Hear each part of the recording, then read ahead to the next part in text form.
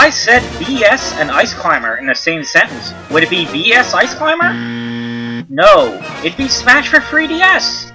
Haha, get it?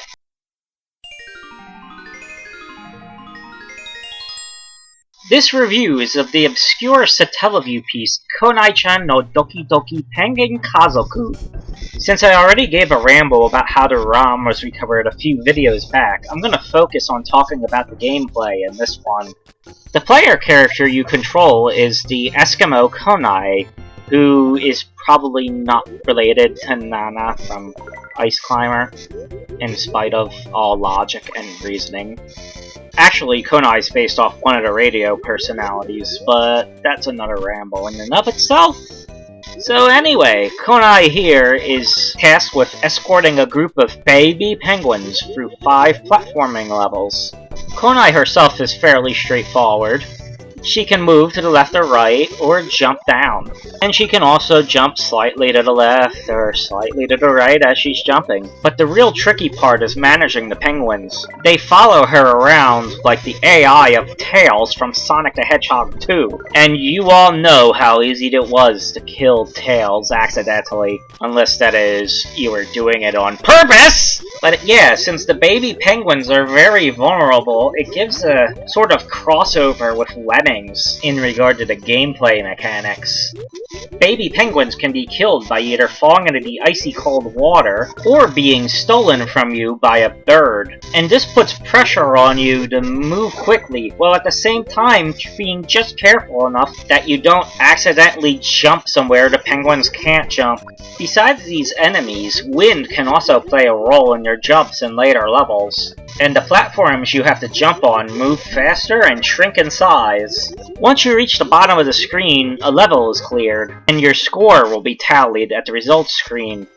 It keeps track of how many penguins you managed to save, how much time you spent on the level, and the amount of fish and secret coins you found on the level. Being a Satellaview download that's otherwise really short, score running is the key to having fun in this game. As such, the game encourages you to make multiple playthroughs. Look at the start of Stage 2, for example. You have 2 chests on 1 row of platforms, and you can only choose run. If you had to just watch me play, you probably might not have gotten this penguin, if you were the one playing and had to make this choice yourself. On the other hand, you can't even see secret coins, so you might run into them on complete accident and have to keep track of where they are for later reference. It's very likely that secret coins are in very dangerous places to jump. The game's optimum scoring comes from collecting the maximum amount of penguins and secret coins and getting to the end of the level as fast as possible. As someone who's played this game quite an amount of times, I can say I have yet to get anywhere close to collecting all the secret coins. So it's definitely a monumental task. On the other hand, a casual play is fairly simple. The game doesn't really penalize you progress-wise unless you actually manage to kill Konae. You have 3 lives to work with, and with only 5 stages, you could probably beat the game in about 10 to 15 minutes. You can even be sloppy and let a bunch of penguins die, and as long as Konae makes it to the end of the stage, oh, that's just dandy! You nasty little Eskimo, you. I feel like I'm playing Fire Emblem Shadow Dragon all over again. Anyway, I think that explains as much of the gameplay mechanics as I can, so let's move on to some opinions, I guess. Now, admittedly, my opinions may be a bit influenced by how this is a bit of a personal milestone for me, but I really like the gameplay of this quite a bunch, and I kind of wish it was in a more ambitious game from Nintendo. I mean, here's this game with its unique arcade gameplay, and it is, well, an obscure Satellaview game. Before Matthew Callis and I had this recovered, neither of us had any idea what it is or that it existed prior. As such, I get a sense of wonder from this game. I'm guessing it's that kind of feeling of wonder that Japanese TurboGrafx fans got when they started importing copies of Dracula X for the PC Engine CD. That feeling when you dig up Japan's vaults and you find a real gem and you're like, why does Japan get all the good exclusives? Something like that, anyway. But yeah, the only real fault I can find with the game is how short it is. Although that being said, only 5 levels kinda makes it fairly major how short it is. Of course, being on Satellaview, it's not really much like I can expect anything longer than 4 hours. But maybe like 20 more levels would have been really good for this. Make it so it'd take a bit closer to half an hour to an hour to beat. And maybe add some additional features to extend replay value. I mean, I think something like a level editor, like the one in Wrecking Crew or Excite Bike, would have been really nice in this one. After all, this feels like the successor to those kind of works. I think a 2-player mode might have also been a nice idea to add to this, although I don't really know how that would have worked. But yeah, besides the length, I feel like this is a really solid game. The graphics, now not anything overly fancy, are pretty pleasant to look at, and they match the tone of the game well.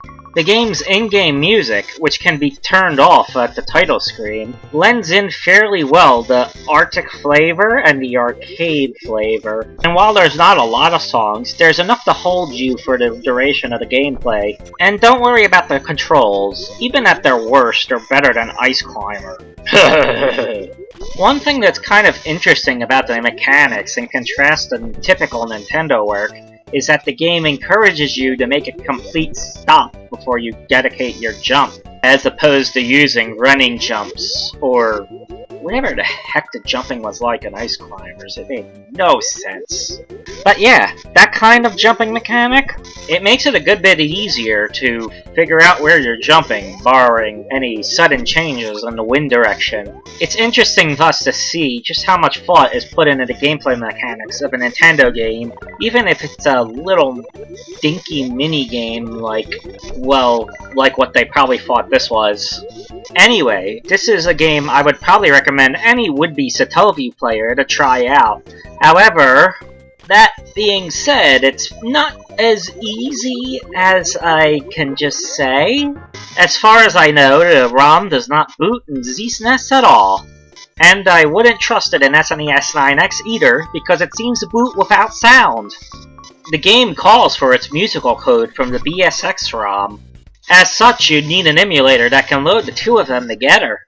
You could try using Bu's Higan, or you could try Luigi Blood's BSX Project emulator forks, such as SNES 9X SX2. Or if you want to dig into some really old Japanese emulators, you could try SNES 9X XPP-XE. Because Konae-chan is a bit difficult to get up and running, it is a good stress tester for Satellaview emulators. That brings me back to when I was checking those SNES 9X GX updates for the Wii.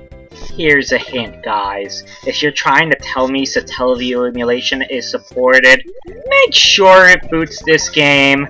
Make sure it boots BS Tante Club. I mean, come on, very basic tests here. If you can't even get your ROMs to interface with BSX, how can you call yourself a Satellaview emulator? Hopefully things improve down the line. Anyway, once again, I am not bothering with a numerical score, but if you listen to the tone of this review as it is, you could tell my opinion of this game's kind of on the high side. Maybe you wouldn't mind it getting an 8.8 out of 10? What do you say, Twilight Princess fans? Like they'd care about this one. Oh well, that's it for this review. See you all some other time.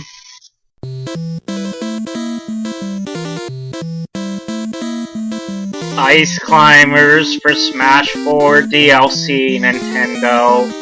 Ice Climbers for Smash 4 DLC.